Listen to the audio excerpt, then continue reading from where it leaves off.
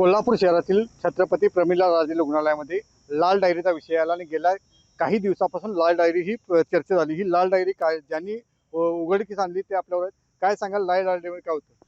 आपण काही दिवसापूर्वी डॉन पिक्चर बघितला होता आणि त्या डॉन पिक्चर मध्ये असं एक डायरी सापडती आणि त्या डायलॉग सुद्धा एका प्रांतचा आहे, उस लाल डायरी में एक दाढीवाला कभी नाम आहे। पण ही नाव कोणाची आहेत आम्ही तुम्हाला दाखवलेलं आहे।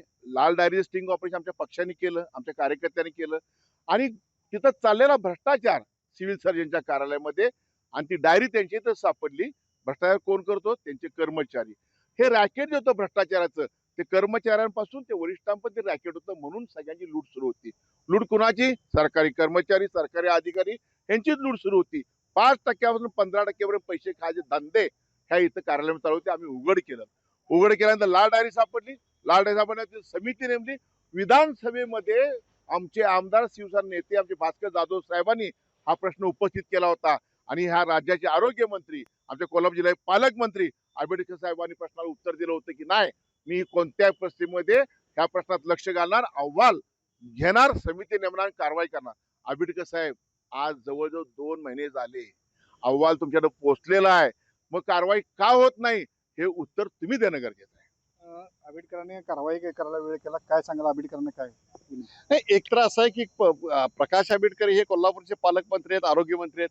भ्रष्टाचार कोल्हापूरच्या छत्रपती प्रमिलाराजे रुग्णालयामध्ये झालेला आहे। या सगळ्या गोष्टीकडे जर आपण बघितलं तर मला असं वाटतंय की यामध्ये या दोषाला साफ करण्यामध्ये आरोग्यमंत्री आणि पालकमंत्री कमी पडलेले आहेत आणि याची कुठेतरी चौकशी होईल। राज्य मंत्रिमंडळाच्या कॅबिनेटमध्ये चर्चा होण्याची शक्यता आहे। उद्या आमच्या विरोधी पक्षाच्या शिवसेनेचे भास्कर जाधवनी याबद्दल जर मत मांडलं की सगळी माहिती गोपनीय ठेवून अहवाल दाबण्याचा प्रयत्न आरोग्यमंत्र्यांनी केला, अशा पद्धतीने जर सूर निघाला तर त्या पद्धतीनं त्याला उत्तर द्यावं लागेल असं आम्हाला वाटतंय। पण आमचं अजूनही मत आहे, वेळ गेलेला नाही।